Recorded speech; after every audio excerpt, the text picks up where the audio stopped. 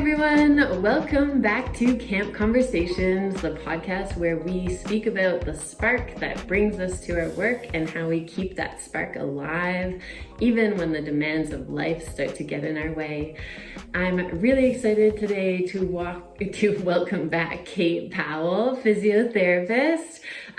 We have already had a conversation where we've talked about the spark that brought you into physio, and as a sort of evolution from that conversation, we started speaking about how in both of our practices, we are seeing more and more women that are suffering from burnout or from things getting in the way of them really keeping that spark alight. And we decided to do a really fun night focused on women in burnout. And we brought together a panel of 4 women. And so we had the 2 of us, we had a registered dietitian, and we had a family physician. And today we wanted to review some of the things that we learned from all of the women that attended this sold out event that also had a waiting list. So that really showed us that we're not alone in thinking that burnout is something really important for women, not only in our community, but beyond. And I think the last piece I have to say to that is we focused the night on women. The majority of the conversation centered around women that were also mothers or in some caregiving capacity, whether that's for elderly family members or are in a caregiving role professionally.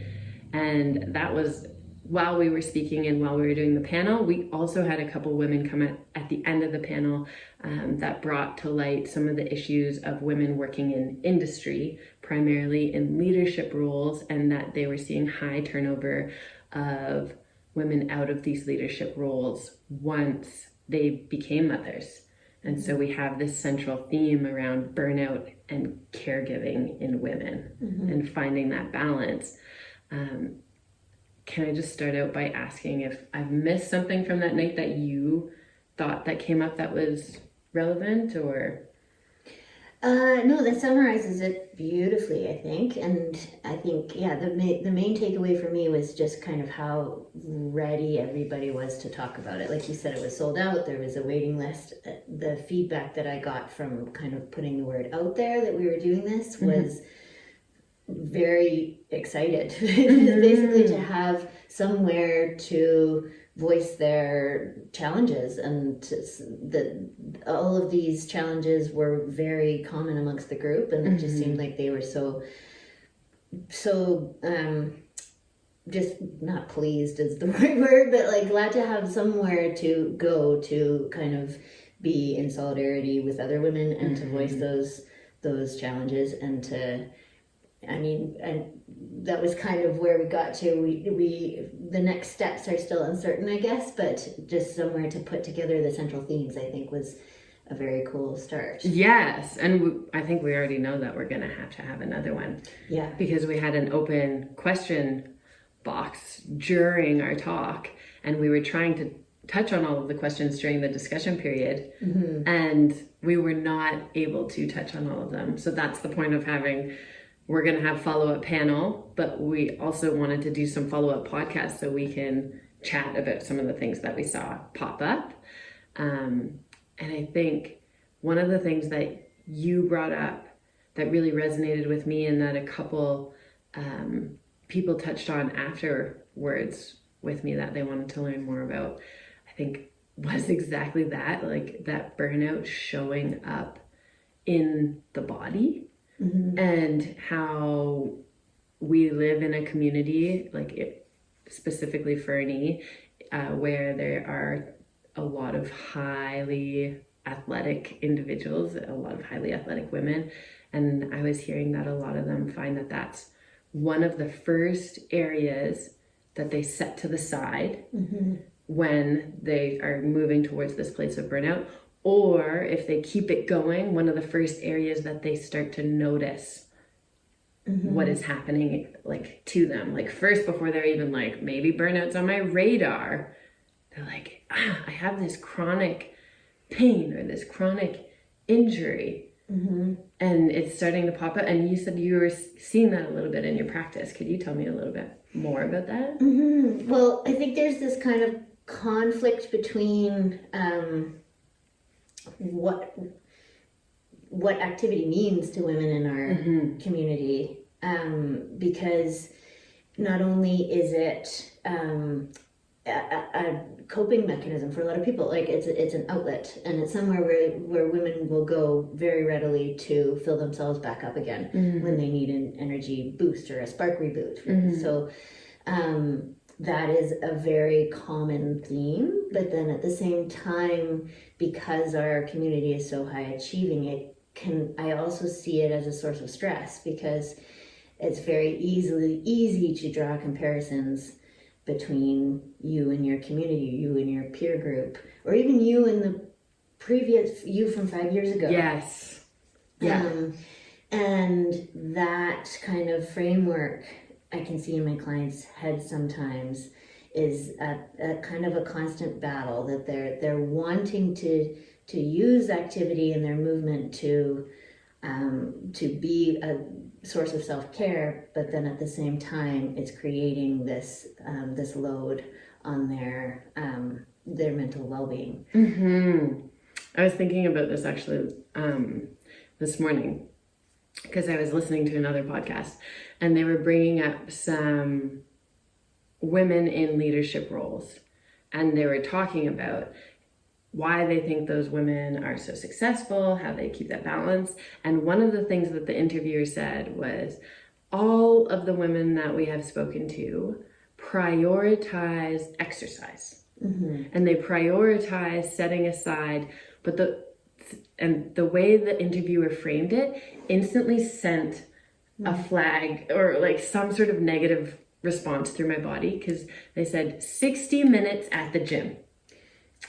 And it was laid out like these women all do 60 minutes a day at the gym. And I felt maybe that response was like a little bit of deflating. Yeah. Because I was like, in this stage of my life, there have been stages in my life, 60 minutes at the gym. I did it. I loved it. That was amazing.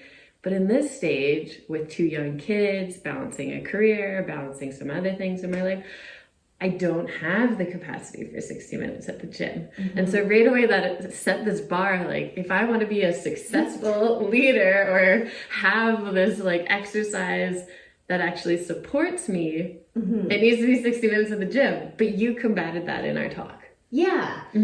I think, that sets you up for an all or nothing approach, right? And most of us felt that way, like, I can't get 60 minutes in. Yeah, that seems really big right now. Yeah, or even like as a physio, I will dole out exercises and I can see this, like, I can't get those into my day, right? And so I try to promote, and what I talked about the other night was any movement is useful. Yes. And appreciating that and also kind of honestly buying into that too, right? Because I think we all come with this like, I want to go out for a 60-minute run, or I want to go to the gym for 60 minutes and sweat.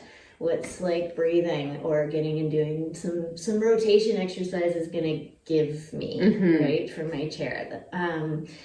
But I think if you can kind of just commit to, and here I am giving another task, but buying into 10 seconds counts, right? Taking a really big breath counts. Finding time, but just 10 seconds to be big counts. And that all adds up through our day, right? And we may not get our sweat on or a real increase in heart rate like we previously have been accustomed to, but we're still circulating parts of our body. We're still engaging our postural muscles. We're still helping to keep some balance in our body, which then makes it more resilient for when we are able to do those big workouts or those big runs. Yes. I was thinking about this during my car drive because I have to commute, and that's something that usually stresses me out because I'm like, before I used to ride my bike, and so then I was kind of having that commute plus riding my bike, but now I'm in the car, And so for a long time, I framed that as a write-off time. And that was adding to that feeling of burnout, resentment. There was a lot of negativity attached to it. And I notice when I start to move towards that place of burnout, I can really feel that in sort of my shoulders and my lower back. And then I don't want to do my favorite exercises because those same feelings of moving to burnout are similar to the body sensations I get when I'm moving towards sickness. And so my brain goes, hey, like, this is a sign you don't have to do anything, right? Yeah. Like, you're getting sick. Back off. Yeah, back off, don't do anything. But it's not the correct interpretation of that body signal. Really what it's telling me is, hey, we need to move a little bit. Yeah. And since speaking to you, one of the things that I now practice in the car is thinking about the movements that I can actually bring. And so when burnout comes or stress comes, I go down and like lean. And like I can't see me that well in the camera, but I kind of hunch.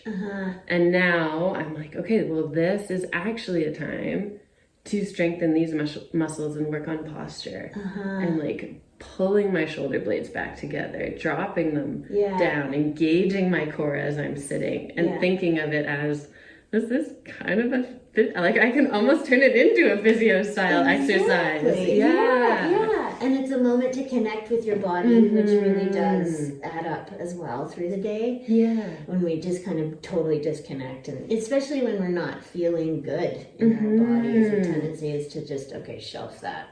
That's, I don't want to think about that. That's made me feel bad, right? Yeah. But if you can, take feel proactive about it. And I'm connecting this in my brain as we're speaking as a parallel between what we do, but recognizing, like you say, to recognize the feelings in your body when you're feeling stress or in those moments of leading towards burnout. I'm gonna talk about recognizing posture with my clients now, as in various points of their day, as the loads change. Because I don't think we think of it as a changing thing. No, and because I love your go big stuff, because that really is, I connect with that a lot, is that when the world feels heavy or my life feels heavy, I go small. And that connects, like we know when we're in that defeated position, that carries over to my psychological state, is I go into that kind of defeated state in my own mind. And so bringing in that movement of like, just sometimes just getting big, that in itself, and I'm using my arms, right? Because even when I think of the elderly women in my own family, that we share the same genetic code, a lot of them, when they got older, lost a lot of that shoulder movement. And that was one of the first, and had the spinal pain or had the lean forward. And so I think I find peace in knowing that, I can get big. It impacts my own mental health.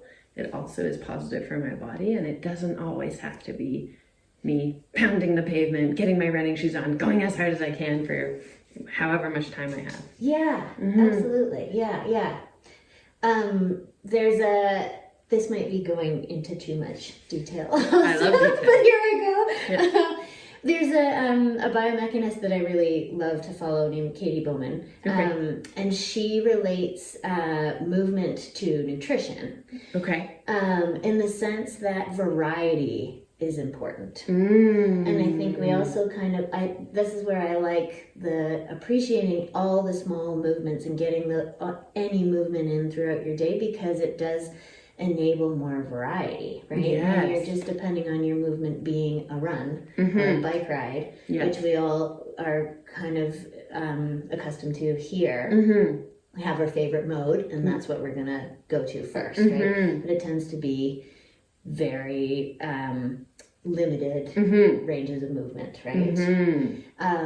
And so actually, in terms of body balance and postural balance, what's best for us is a variety of movements. Just like just eating carrots wouldn't be very good for you, right? But actually, and if I were to connect that back to my profession, what I'm kind of hearing you say and correct me if I'm wrong, is that when we think of a thought pattern, right, if we use the same thought pattern over and over again, then we kind of get stuck there. So if I build this thought pattern that when someone gives me a direction, they're actually telling me, you're not very smart, you're not very good at it, that every time I hear a direction, I revisit that thought. I almost get trapped in that loop.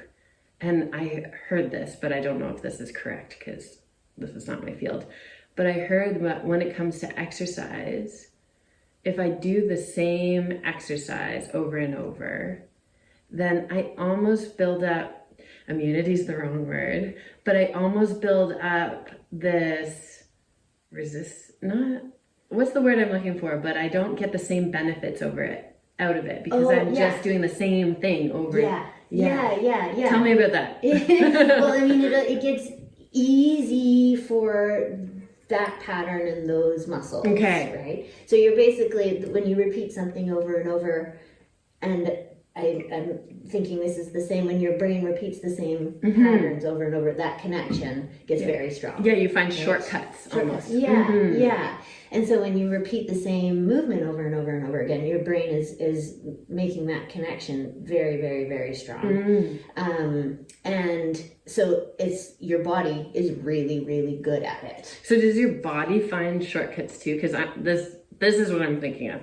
So when I get into that space of like, I don't have enough time, I can't get these exercises, I go to like, it has to be a really hard exercise. And I'll go on a binge of where I'll find like a 15-minute exercise video that's like super sweaty, and I'll do that same because it fits the time frame.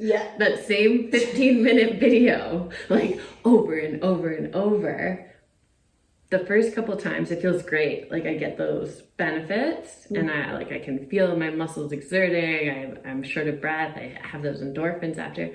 But maybe by the 5th time I do that video, I'm like, I don't feel the same results, I guess. Well, and the more that you repeat the same pattern, the less accessible other patterns become to you. So it's just your brain gets better and better and better at doing this one thing and less practiced at doing the other things. Right? So then yes, you get really good at this one pattern, but your body won't be challenged in the same way, like you're saying. And then also you're just very slowly losing some access to the other patterns that you're not engaging. And so you slowly creep out of balance in that sense. Like these muscles you're using are getting used and used and used, and the other ones are getting less and less and less used. And then this like slow shift towards imbalance happens. And I've really noticed that with running for me. Because that is my easiest. Like I just bring my running shoes to my office, but if I keep just running, then I'm like, that shoulder pain comes back faster. And some of the other, like my core strength starts to go down. Because I'm bad at engaging my core when I run. And so I get the lower back pain.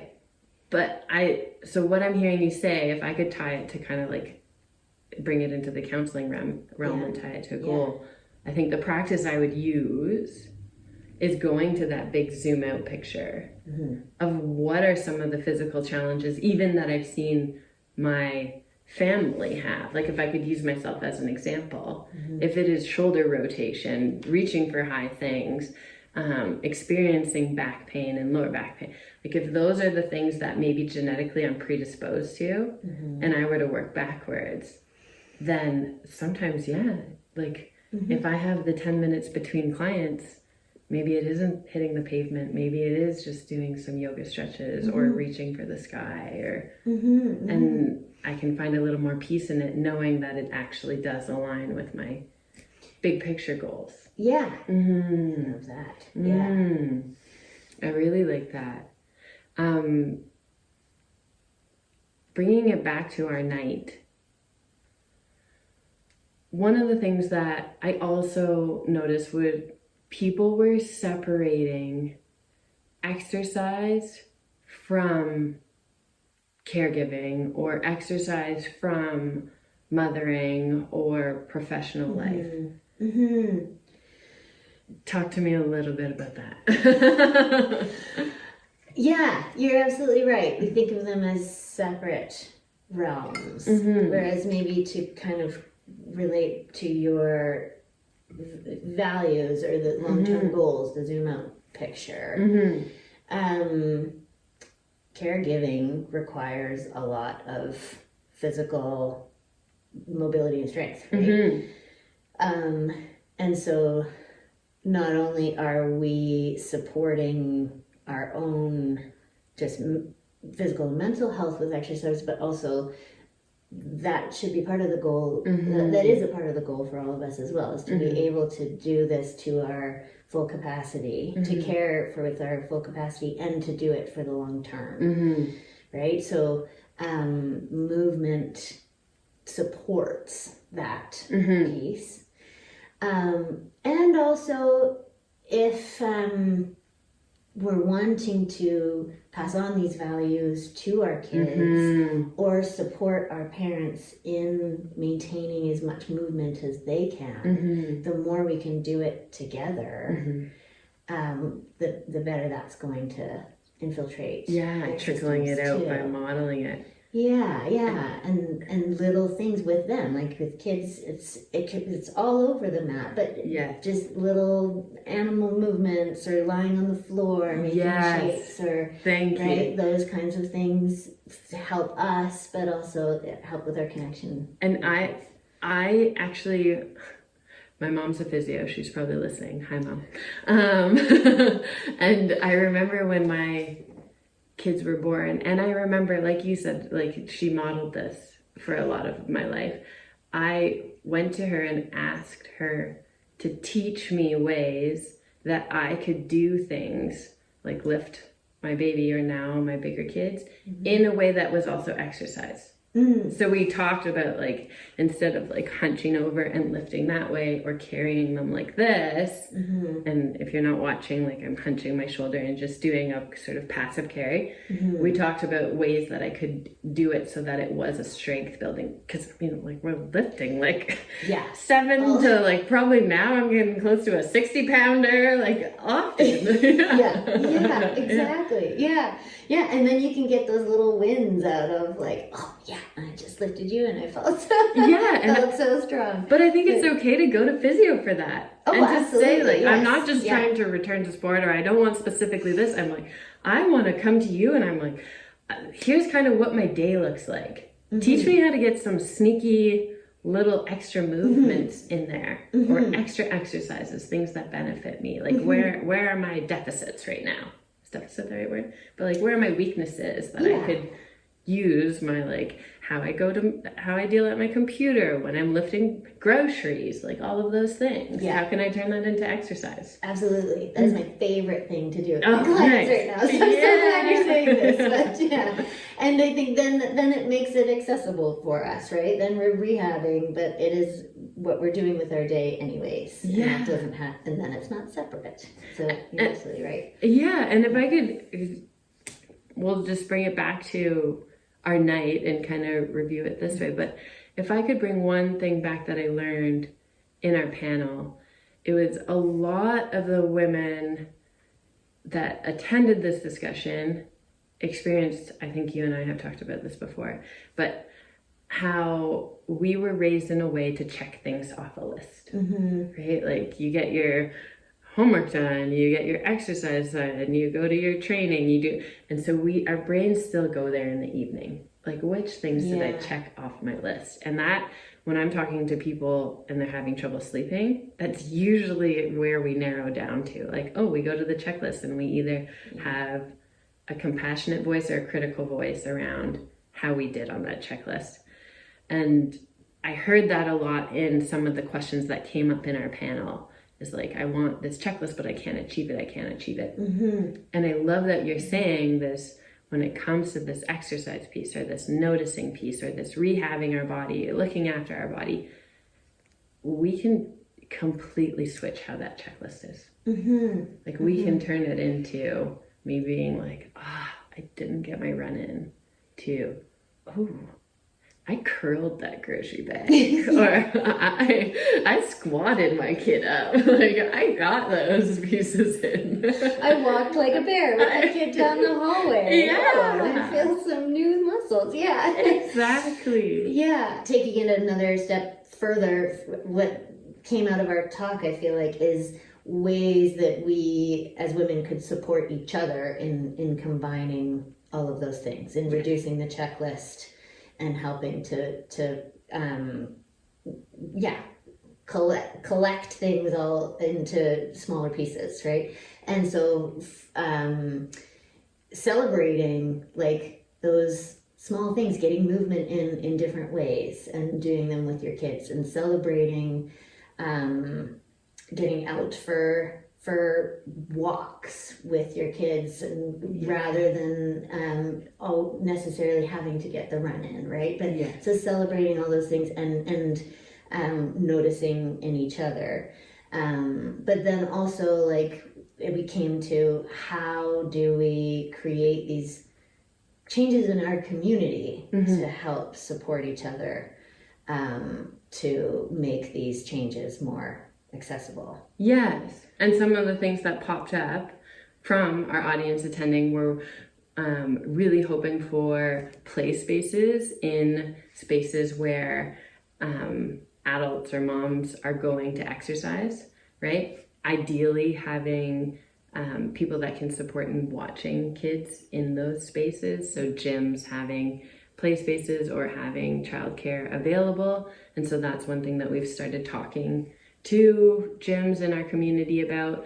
And then another one that I just thought of while you were talking was inviting one another, instead of for coffee dates, for walks, or when I invite my friends that have younger kids that I know can't do a hike or a walk, we try and meet at a river or somewhere where we as the parents can do like a little bit of a walk around while the kids just play.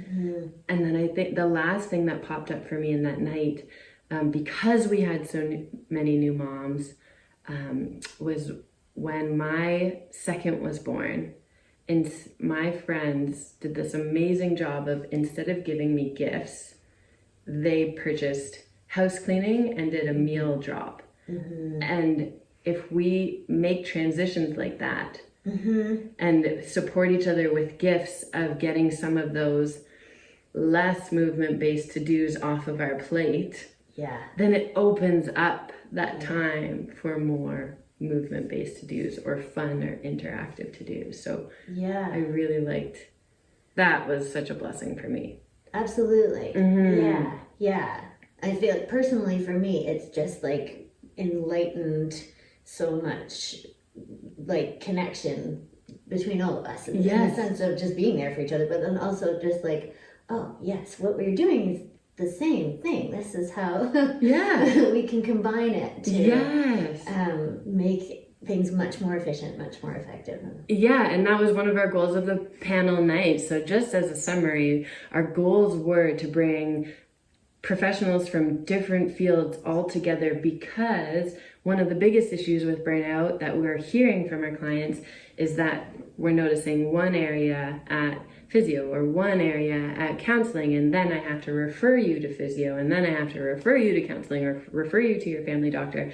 And sometimes it's questions that so many other women have. And so we wanted a night where you had all four of us in the same space. We could answer multiple questions. We could take actionable steps to take less off of the plate of the individual having challenges and bring those to the community on behalf of our collective group.